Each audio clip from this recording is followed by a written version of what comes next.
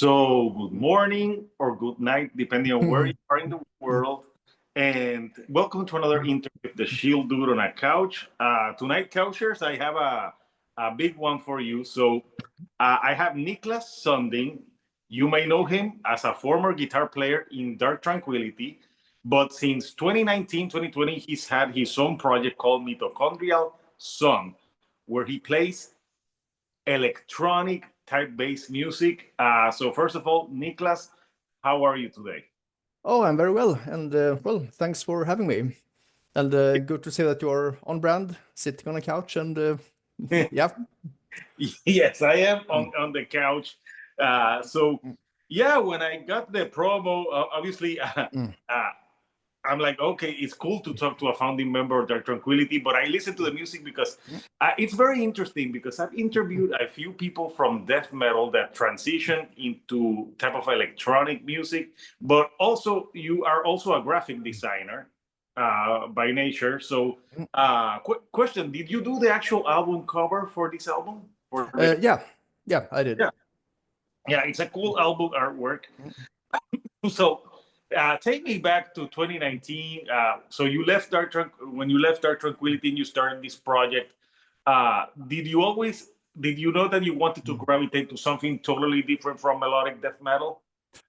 I think so. I mean, I guess I was it's a quite common thing for anyone that has been playing in one band for so many years. In my case, almost 30 years.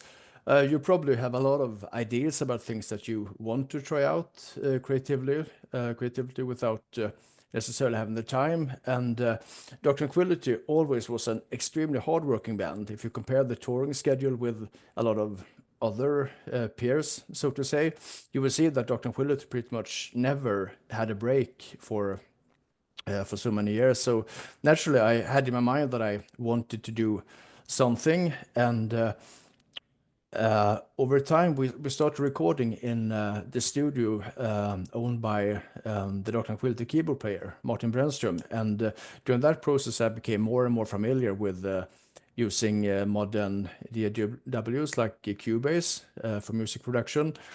And I started thinking that at one point it would be very interesting and fun to try something different that would be completely electronic. I made some attempts on trying to be creative on tour with my laptop, but it's very hard to find the focus in that environment. So when I eventually quit Dark Tranquility in 2000, I guess officially it was 2020, but I stopped playing live at around 2015 when I had a kid. I realized that maybe it's a now or never situation that I have some spare time, not not a lot being a parent, but still I could spend some time in my home studio and just see what would happen. And after I guess about a year, I had the debut album finished and started shipping out to labels, and eventually signed with an Italian label, Orgonato Records, and put it out. And yeah, it was a fantastic and very learningful process in that when you play in a rock or metal band, there is a very set structure when it comes to sound. Of course, you can tweak your guitar sound forever, so to say, but the foundation is always the same. You have the drums, bass, vocals, guitars, and in our case, keyboards. And those are the parameters that are quite set, which is a good thing. Whereas with the kind of music I'm doing with Mitochondrial Sun, the canvas is completely open. You can have a core melody and it will sound completely different depending on what instruments you play it with, depending on how you treat the EQ, the distortion, saturation, reverb. So it really felt like a whole new world of possibilities opened up, and it was so fun to have a basic idea. And some of them were actually melodies that I've had for since the 90s, but that never found a home in Dark Tranquility songs. To pick up these melodies and think, well, I can either go in this direction, make it turn it into a soft piano piece. I can just distort everything and make it sound like complete chaos. I can hire a session violinist to play it. So it was a complete creative insanity in the best best way possible. No, yeah, and it's pretty cool. I like soundtracks for movies, and this new album, which is called Machine Dialectics, really like a movie score soundtrack, like from like the music sounds like it could be like in a sci-fi movie. I think so. The starting point was that I thought that the previous albums were maybe even a bit more movie soundtrack sounding, I believe, very orchestral with a lot of layers, quite complex arrangements, and I really spent a lot of time fine tuning every single component. I mean, you can tweak delay setting for 2 hours if you're not careful. You can go through 100 piano presets and still not find the right one. So with the new album I wanted to get away from that sort of really meticulous approach. I wanted things to be maybe less cinematic, maybe less sounded like a product of hard labor and more sounded like something spontaneous and almost improvised. Um, so I went quite lo-fi. I restricted myself to only having a couple of different tracks for every song, whereas on the Debbie album I could easily have up to 100 different layers of sounds and then trying to combine them. But now some of the songs on the new albums are extremely basic. There might be just one synth track, there might be some pads underneath, and maybe some atmospheric field recordings, and that's it. So it's very lo-fi, which creates this sort of retro sci-fi impression. I believe that it doesn't sound to me like a modern epic bombastic sci-fi score. It sounds like something that could have been made in the early 80s or maybe up to the late 80s, in that there is a vintage feel to it, and it's never too complex. It's sort of understated, maybe not the first song, but the rest of them. So it occupies this area where it's, of course, the whole concept of sci-fi is something very modern and futuristic, but it has that thematic setting, but at the same time sounds quite retro, as if one is 30 years too late to the sci-fi party, so to say. That was my idea. I mean, it's impossible. One of the great things about music is that everyone will listen to it and apply their own perspectives. I mean, I've heard people saying that, oh, it sounds like super epic and it's like crystal clear and modern, and have some people saying the opposite. But my intention was to create something a bit more toned down and vintage sounding. Yeah, no, it has that vintage feel. So when you were starting this project, why didn't you just put it like Niklas Sundin? Why put what's the name? So I spent a crazy amount of time thinking about this, given that obviously it's a small project that not a ton of people will listen to. And I mean, there are pros and cons with every approach. I guess on a base level, I like the idea of making concepts. I like the idea of having a band name, the artwork layout, and the music all forming some sort of coherent concept. And also, I'm not a narcissist at all. So I even considered doing everything under a pseudonym, but then I realized that no one probably will listen to it. So I toyed around with a lot of ideas and came up with Mitochondrial Sun as something that it fit the music. It suited the vibe I was going for. I actually released an ambient album under my own name last year, and it was the same thing there, that I thought, should it be Mitochondrial Sun? Should it be another project name? But it would, yeah, it's it's hard. I mean, there are pros and cons with every method. In a way, it's a bit silly to have one person having 10 different projects under 10 different names if it's still the same person. But for the ambient album, I figure that even if Mitochondrial Sun has a lot of ambient elements, everything is sort of conceptually tied to futuristic, I guess you can say, sci-fi concept, whereas my ambient album was all very organic and nature-based. Lots of field recordings with birds singing and like lake waterfalls pouring. So I just decided that, well, it doesn't fit the Mitochondrial Sun concept. I could come up with a different name for an ambient nature project, but I figure maybe it's a bit more honest if I just release it under my own name, and that would be the sole album. But of course, it comes with a lot of implications. People can think that if one uses his own name, then that must be. It means that it's more honest and it's a more genuine representation of what the person is about, which or more guitar. Yeah. So I mean, it's not necessarily the case. I think, but yeah, I mean, I did consider releasing the Mitochondrial Sun album under my own name, but yeah, it felt a bit. It would feel a bit weird. Yeah, no, that's some good, analysis for it. So let me show the artwork of the album. That for every Couchers, the album is already out. So yeah, it was out, or actually, yeah. So I'm gonna show the artwork. I also saw that you have a variant in vinyl that's also that like orange color. So obviously you created the album cover. You being a graphic designer. Tell me what you wanted to convey with this album.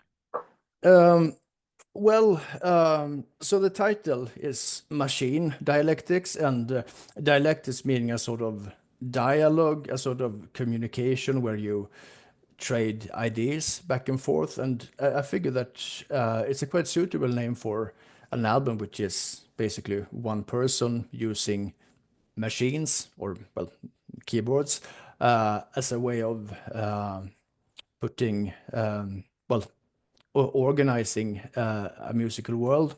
And also some of, it's probably not very obvious, but in some of the songs there is a use of call and response melody, especially in the last track of the album, which is designed to actually sound like two people communicating. It's of course very subjective, but the idea was that the sounds almost are voices repeating the same phrase, and then turning it into a question and an answer. And I figured a good way of showing that would be to have this abstract, I guess you can say, human in the foreground that's made up of different shapes and clouds. And then having the sort of space element in the background, showing, I guess it can be seen as a veil being removed to show the stars in the background. So for me, it was basically a way of illustrating the concept without. Yeah, I'm sorry, I'm getting notifications. I'm not sure if they are. Let's see. Get this stupid Creative Cloud updates every time. Well, so and I figured apart from the concept, which I'm always a bit ambivalent in explaining details, because I think that the beauty of music and art is that everyone is free to draw their own conclusions, so to say. But you also thought that it's music-wise, it's a bit more colorful, a bit more vibrant maybe than the previous album. So I didn't want another black or white or subdued color cover. I want something that would sort of pop and spark. So I went with this quite vibrant theme. Yeah, no, and it looks really cool, and it goes with the vibes of the album. So yeah, I know you were speaking. The last song on the record, that's the longest one at 8 minutes, and yeah, I know like some voices, which I thought it was a great album closer. The album, Thanks. like a 41-minute affair. So I know besides that, you're also doing remixes, because I think you remixed a song for the last Halo Effect record.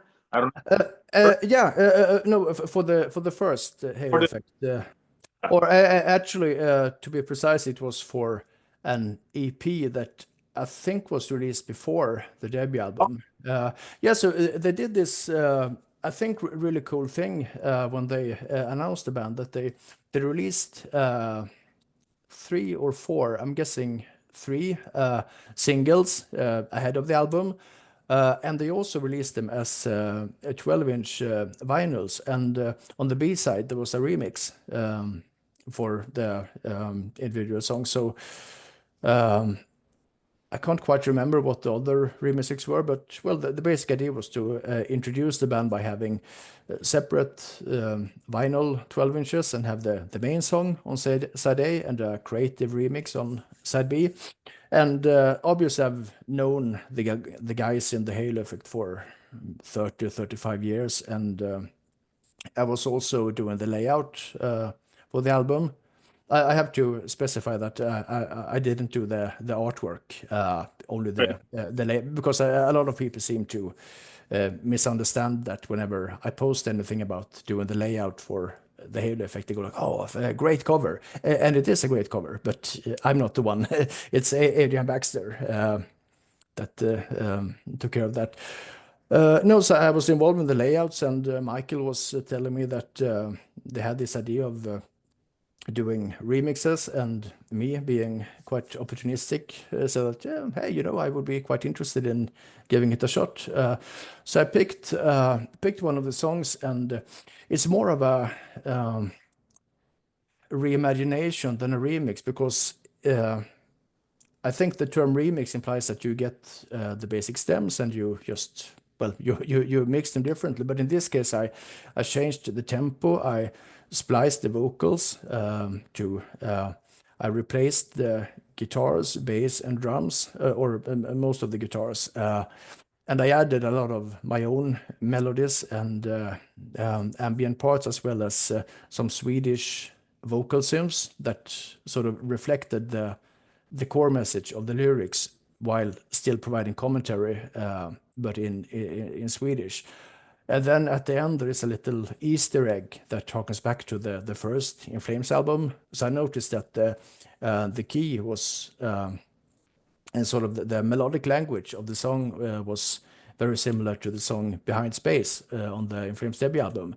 So I added a little Behind Space piano melody towards the very end. You have to listen very loudly to, I think only one person mentioned it so far, but just when the song fades out, there is this little In Flames melody coming back there.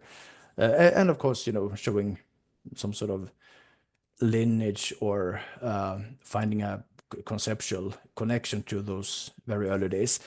I have some other remixes planned, but yeah, with everything else, there's work, there's family, there's my own music. So the agreement is that whenever I have time and feel inspired, I will give these remixes a shot. But I mean, it can be a great creative adventure to do something like that. And I always liked remixes that are completely different from the original song.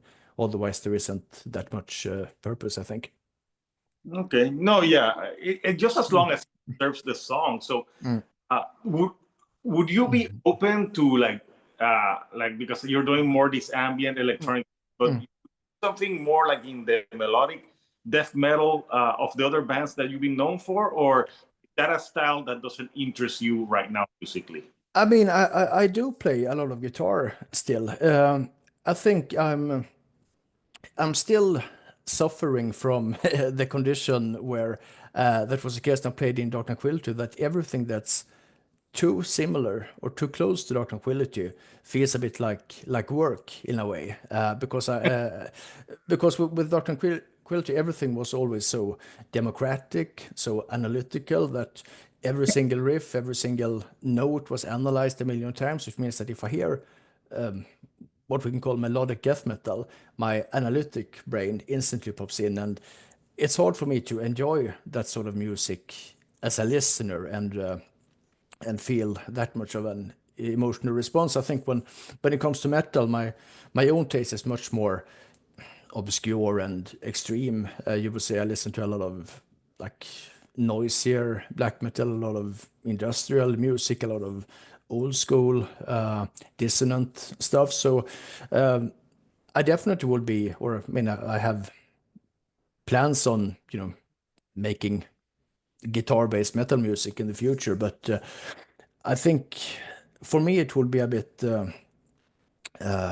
strange to make something that sounds too much like Dark Tranquility, and also out of respect for our legacy and for all the years where that I put in the band and where when the music was the most important thing in the world. So it would have to be extremely good to be justified. For example, if it happens that I pick up the guitar and come up with a riff, I realize that, oh, this is actually pretty good and it's, in the ballpark of Dark Tranquility. And then I think, well, we actually made something like this, but a bit better back in '95. So I mean, the bar I would have to compete with the with yourself. yeah, and I mean with the whole band, because we always had every Dark Tranquility band member was a songwriter as well. So, but yeah, I mean it's like the complete history of Dark Tranquility to sort of measure it against, and I think that would just yeah.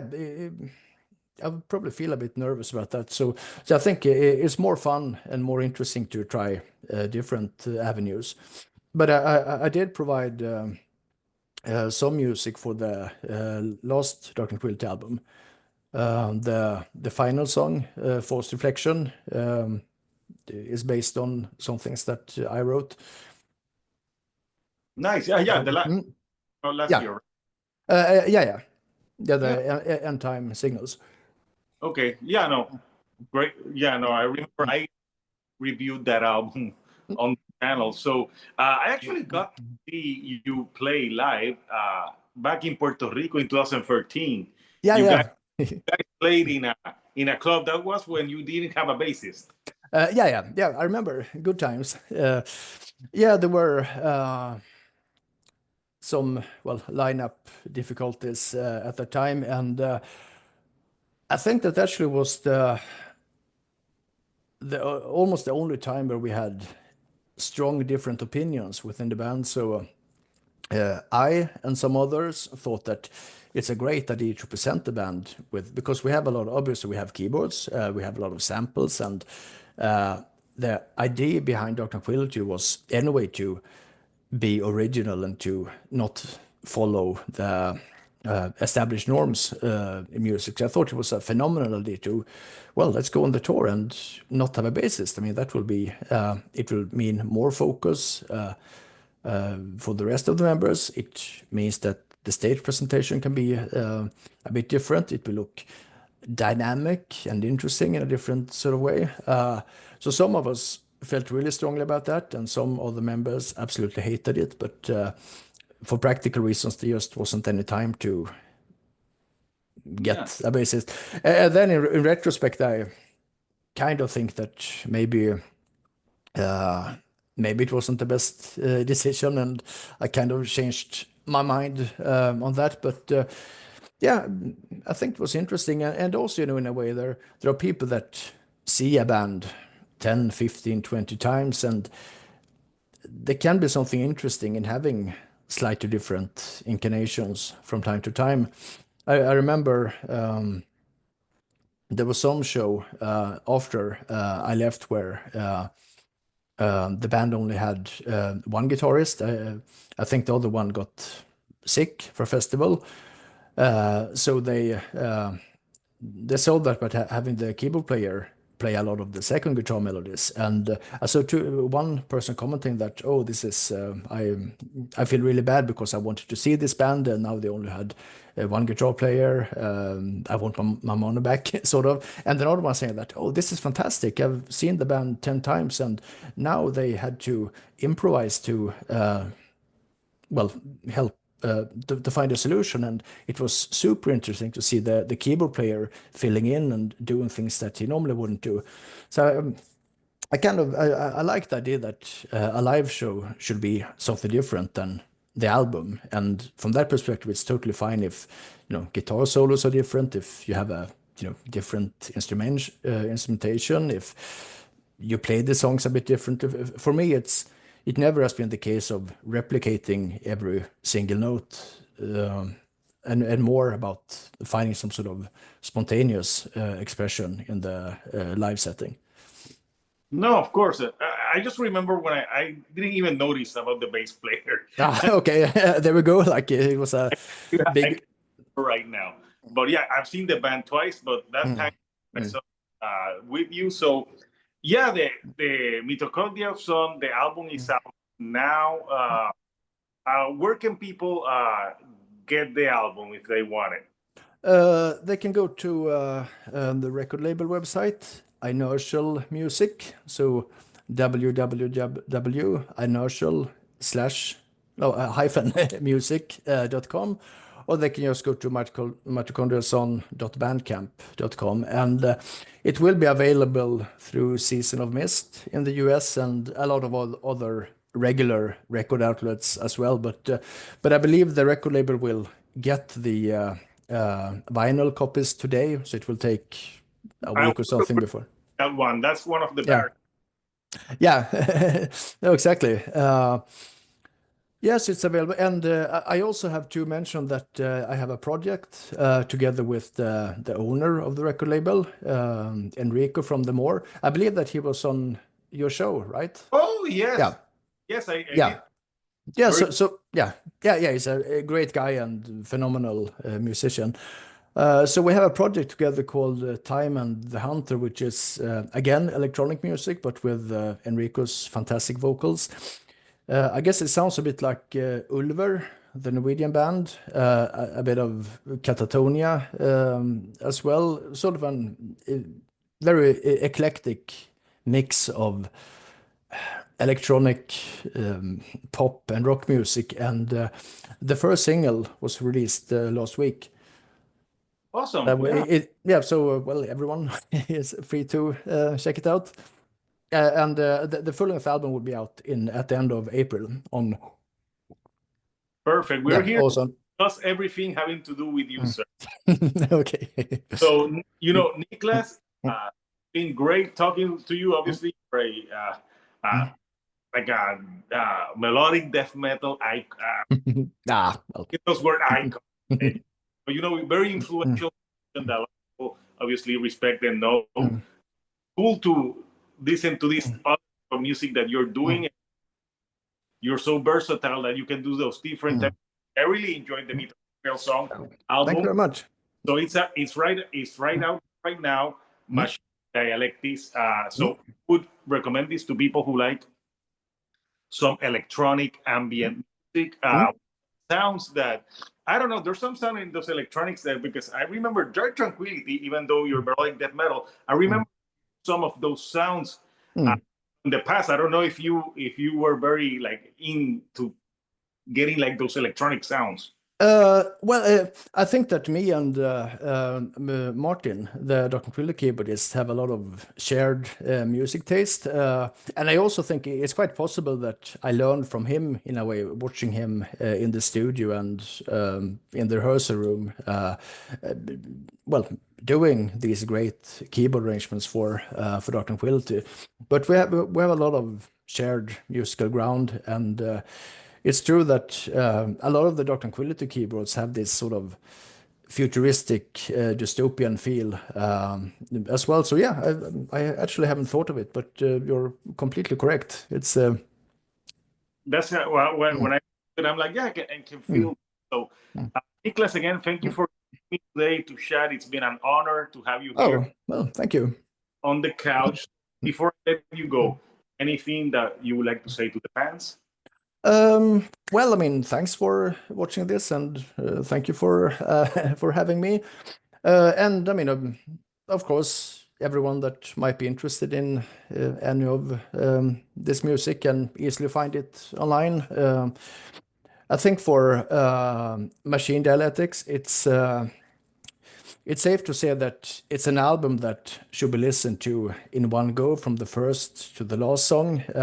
I didn't really try to make any catchy singles or anything like that. So it's an album that for a lot of people probably will take a while to really get into. It's not super catchy. There's nothing that grabs you in like that at the first seconds. It's more an album that you can put it on, try to, relax or go on a walk or watch the stars or whatnot, and then I think it will be a very rewarding experience. And of course, again, the Time and the Hunter is hopefully something that a lot more people will take to the heart, because obviously Mitochondrial Sun is a very experimental kind of weird oddball thing, whereas Time and the Hunter is something that even my parents like. It's melodic, it's catchy, it's sort of appealing on many levels. So I would, encourage everyone to check that out. And I said I also hope that I will be releasing extreme metal music again in the near future. But time is always a factor. Yeah. So I actually listened to Mitochondrial Song album last night while looking at the stars. So there you go. So again, Niklas, thank you for joining me. So Couchers, the albums are now Mitochondrial Song, Machine Dialectics. Go listen to it or buy it if you want. So until next time, Couchers. This is Hector, the Shield Dude on a Couch, and I'll see you all right here on the couch. Thank you and good.